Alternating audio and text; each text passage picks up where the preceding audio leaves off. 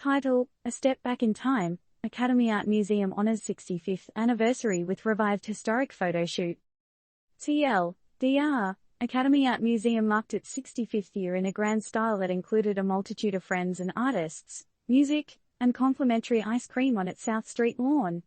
The highlight was a nostalgic recreation of a historic photoshoot initially held for the museum's 25th anniversary. The party recreated the past while looking forward to the future, celebrating unity, artistry, and shared history. It was a celebration of history and unity on a sunny Saturday afternoon at the Academy Art Museum, where a throng of friends and artists were brought together to pay homage to its 65th anniversary. The party unfolded on the scenic South Street lawn of the museum, offering a splendid atmosphere of community togetherness, nostalgia, and the joy of creativity. The fun-filled gathering had its fair share of treats, including music and complimentary ice cream. Yet, one moment captured the true essence of the occasion, a nostalgic recreation of a historic photoshoot that the museum had initially staged during its 25th anniversary. Isn't it intriguing how pictures capture time, letting us revisit our past and measure our journey? With an impressive turnout, this reenactment wasn't just a simple photographic endeavor.